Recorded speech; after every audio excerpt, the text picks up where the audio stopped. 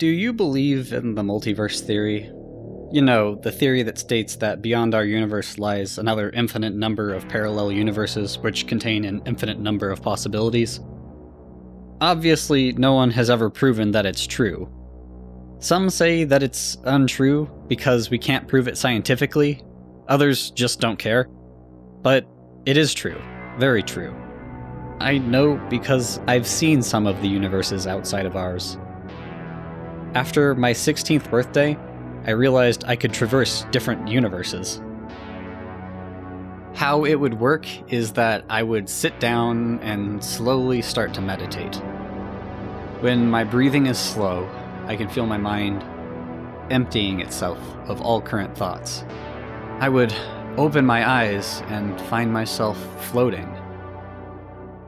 In this state, I was unable to be seen by other people or entities, and I couldn't interact with anything or anyone. However, if I was holding on to something before I meditated, I would be able to use and interact with that thing. I would then simply think of a universe I would want to go to. For example, if I want to go to a universe where world peace had been achieved, I would simply say, "Bring me to one where world peace has been achieved."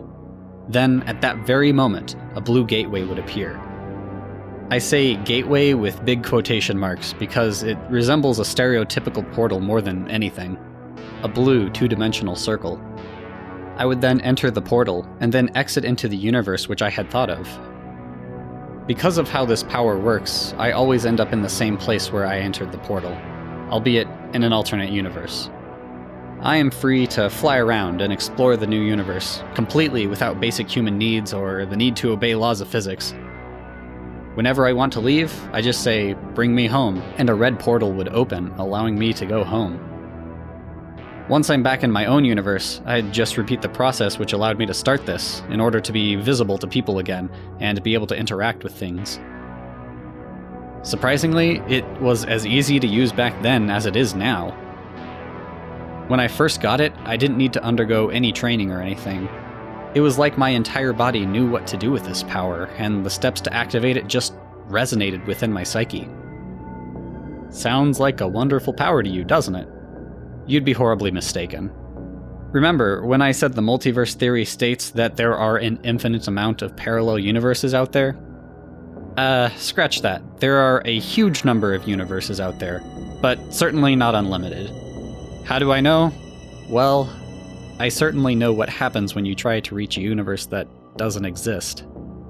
When you wish to enter a universe that doesn't exist, nothing really seems out of place.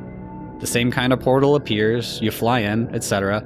But when you enter said portal, you find yourself in an abyss. A seemingly endless abyss, devoid of light. No stars, no planets, nothing to illuminate your body for hundreds of light years around. Yet, somehow, you can still see your own body, as if it were illuminated by some light source. But that's the least of the unnatural things you encounter in this empty void. If you stay for long enough, you start to hear voices. They're muffled at first, but the longer you stay, the louder they get. You can't understand them, but somehow they fill you with immense dread. That's why whenever I find myself in these kinds of situations, I just scram as fast as possible. Now, onto the actual universes themselves.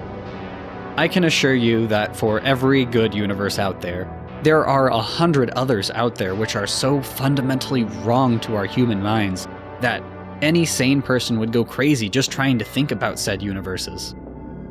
I've seen universes where the Earth is infested with zombies, vampires, werewolves, and all other manner of ghoulish creatures. One universe had mammals die off during the Great Extinction 65 million years ago, instead of dinosaurs, and because of that, certain dinosaurs evolved into human-like creatures. They are way more advanced than us, but also very odd-looking with strange eyes and glassy skin. They kind of resemble gray aliens, but other than that, they're not so bad. At least, not as bad as the Eldritch universes. What are Eldritch universes, you may ask? Well, they're simply universes that consist of many inhabitable planets, each with their own form of intelligent life. These universes are the most inhabited universes by far. Almost every planet has their own culture, their own language, and even religion. Some planets are peaceful, some are warmongers, others are just minding their own business, unaware that other planets even have life because they're so primitive. Lovely type of universe, isn't it? If you said yes, you're wrong. See, there are reasons why they're called Eldritch universes. In every Eldritch universe I visited, I always had the misfortune of witnessing an Eldritch abomination. Eldritch abominations are supposedly godlike beings, capable of wiping out galaxies with the mere clench of their fist or a blink of their eye. True to their name, they also look so disgusting and horrifying. For example, I've seen a gargantuan blob of ooze the size of a star, with eyes covering every square inch of its exterior. A tall, spindly creature the size of 10 Earths stacked on top of each other, with no external orifices save for a massive mouth filled with sharp metallic teeth with an exposed brain. Those are just 2 out of the hundreds or even thousands of beings I've seen. These abominations will vary in appearance, but not vary in what they seek to do.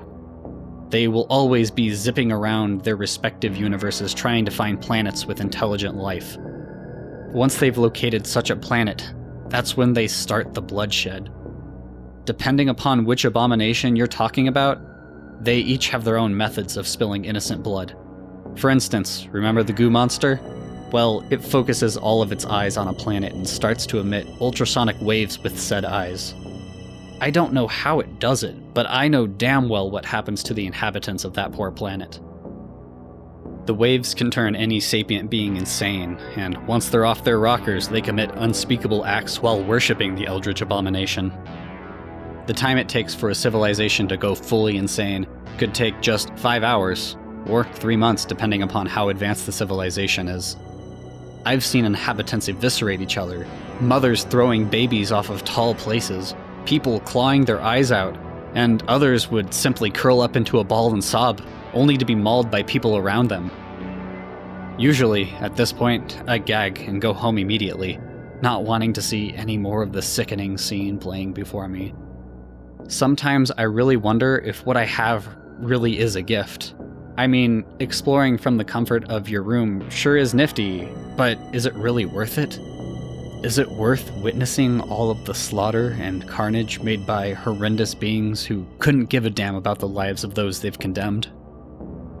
I apologize I didn't elaborate on some of the things I've seen, such as the endless voids, how I got my powers, what other abominations I've seen. It's just that I don't really understand a lot of it, and I'm pretty sure if I elaborated on some of the abominations, I'd be IP banned from this site. Some of my friends have said they would like to reincarnate in a different universe when they die. All I can do is just force a smile and let out a weak laugh. If only they knew how bad things really were.